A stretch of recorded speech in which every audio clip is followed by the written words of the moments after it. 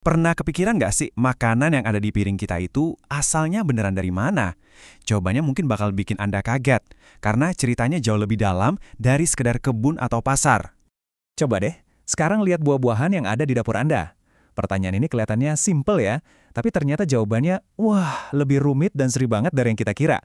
Siap-siap ya, karena setelah ini Anda bakal ngelihat isi piring Anda dengan cara yang sama sekali baru. Jauh sebelum kita-kita ini ada, bahkan sebelum ada yang namanya petani, alam itu udah jadi arsitek makanan pertama. Dan contoh terbaiknya, keluarga jeruk yang jenisnya banyak banget itu. Percaya atau enggak, hampir semua jenis jeruk yang kita kenal sekarang, dari lemon sampai jeruk manis, itu semuanya berasal dari cuma 5 leluhur kuno ini. Kalau kita lihat, pohon keluarganya ini udah ada jutaan tahun yang lalu, semuanya dari Asia. Mereka lah cikal bakal dari semua variasi jeruk yang kita nikmatin hari ini. Jadi, beneran, sebelum manusia kepikiran buat ikut campur, alam sendiri itu udah sibuk banget ngawin silangin tanaman-tanaman ini. Angin dan serangga itu jadi semacam mak comblangnya, yang akhirnya menciptakan varietas-varietas baru tanpa ada bantuan manusia sama sekali. Nah, ini nih yang seru. Ini nunjukin gimana buah yang kita anggap biasa banget kayak jeruk dan lemon, ternyata itu hasil hibrida.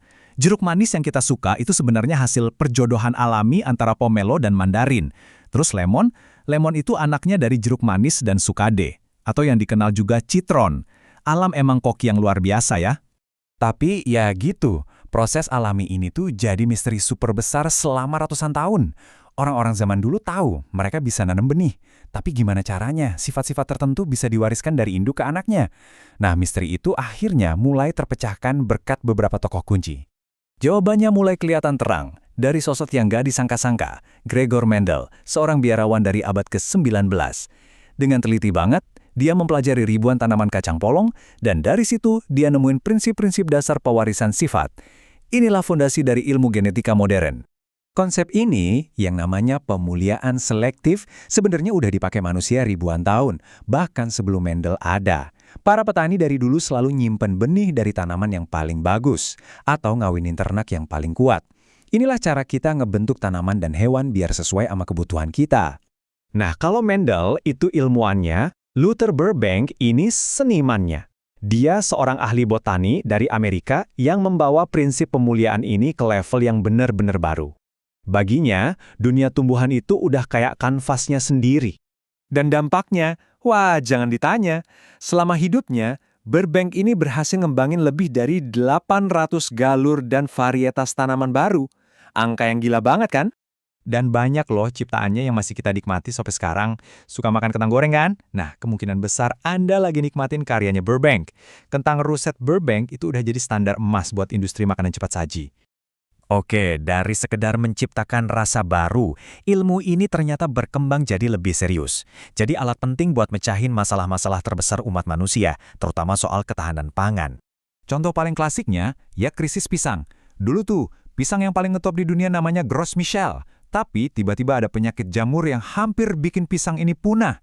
Seluruh industri pisang di dunia hampir ambruk. Sampai akhirnya, pemuliaan selektif menyelamatkan kita dengan pisang Cavendish yang tahan penyakit, dan ya itulah pisang yang kita makan hampir setiap hari.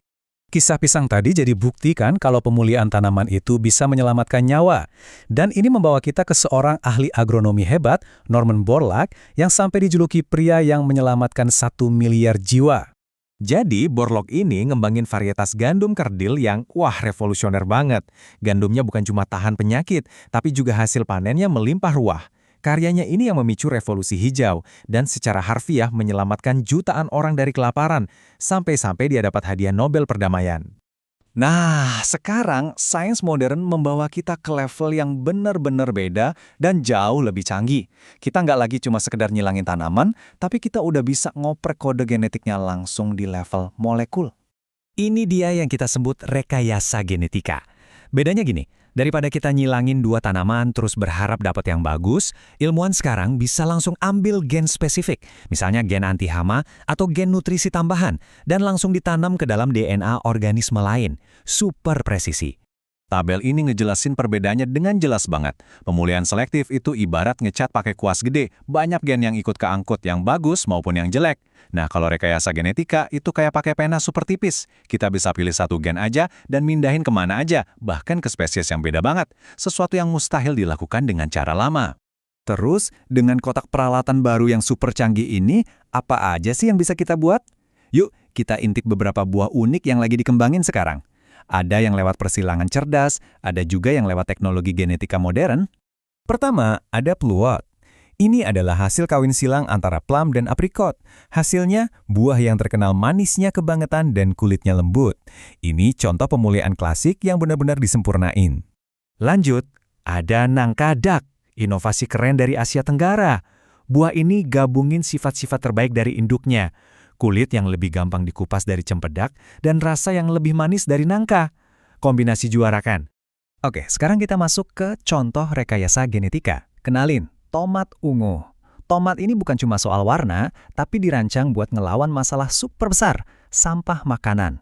Kita tahu kan, tomat biasa itu cepat banget busuknya. Nah, tomat ini punya jurus rahasia. Dan jurusnya itu adalah daya tahannya. Tomat ungu ini bisa awet sampai 48 hari. Bandingin sama tomat biasa yang cuma sekitar 21 hari. Bayangin deh, berapa banyak makanan yang bisa kita selamatkan. Jadi, kalau kita lihat lagi perjalanannya, dari eksperimen acak alam jutaan tahun lalu, terus ke pemulihaan selektif oleh para pionir, sampai sekarang kita bisa mendesain gen secara presisi di lab. Perjalanan makanan kita ini benar-benar luar biasa ya. Nah, ini bikin kita mikir, dengan semua teknologi yang kita punya sekarang, kira-kira apa ya yang bakal kita tanam selanjutnya? Apa yang akan ada di piring kita di masa depan?